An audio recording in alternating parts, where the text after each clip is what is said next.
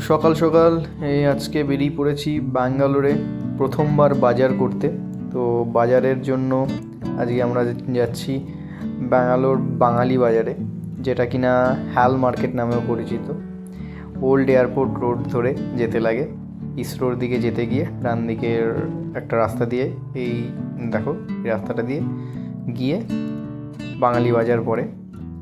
তো এখানে সব রকমের শাকসবজি পাওয়া যায়, শাকসবজি বাঙালিদের মতো প্রচুর মাছ, বাঙালিরা যেরকম আর কি চায় বাজারে গিয়ে। দেখতেই পাচ্ছ প্রচুর, এই দেখো পর পর সারি বেঁধে মাছের দোকান, এগুলো সব। এখানে প্রায় সব রকমের মাছই পাওয়া যায়, প্রচুর রকমের মাছ রয়েছে এক একটা দোকানে। ইলিশ, কাতলা, রুই, পমফ্রেট, ছোট ছোট চুনো মাছ, সব রকমের মাছ রয়েছে প্রচুর, পরপর প্রচুর মাছের দোকান এখানকার। এমনকি লোকেরাও আমাদের সাথে যখন ইন্টারাকশান করছে তো বাংলায় ইন্টারাকশান করছে। তো কত কি দাম দর যেরকমভাবে আর কি আমরা নর্মালি বেঙ্গলে বাজারে গেলে করে থাকি। দেখতেই পাচ্ছ কত মাছ। তো তারাও আমাদেরকে জিজ্ঞেস করছে যে কোনটা নেবেন দাদা, এই দাম। তো এইরকম শিঙি মাছ এগুলো। আর এই দেখো কত পমফ্রেট, রুই, কাতলা, সব রকমের মাছই অ্যাভেলেবেল। আমরা এই দোকানটা থেকে কই মাছ নিয়েছিলাম, আর কাতলা মাছ নিয়েছিলাম, আর মাছ নিয়েছিলাম।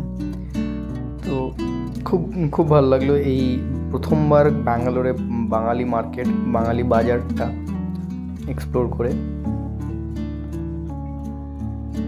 এখানকার দোকানদারেরাও আর কি কাস্টমারদের সাথে ইন্টারাকশান করতে করতে বাংলায় কথা বলা শুরু করে দেয়।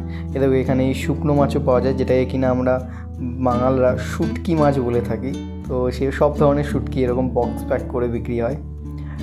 আর এই হলো জল খাবারের দোকান, যেটা বাজার করার পর যেখানে গিয়ে মানুষ কচুরি খায় আর কি, এরকম হয়। তো এখানেও সেরকমই কচুরির দোকান। এই দোকানদারটাও পুরো বাঙালি, কিন্তু এখানে দামটা একটু ডিফারেন্স। 3 পিস কচুরির দাম কিন্তু ছোট ছোট কচুরির দাম 70 টাকা। তো একটু দামটা বেশি, একটু না অনেকটাই। তারপরে এখানে দেখতেই পাচ্ছ এখানে ছোটো ছোটো বড়ি, বিভিন্ন রকমের বড়িও পাওয়া যায় এদের দোকানে। বিভিন্ন রকম দশকর্মার সরঞ্জামও রয়েছে।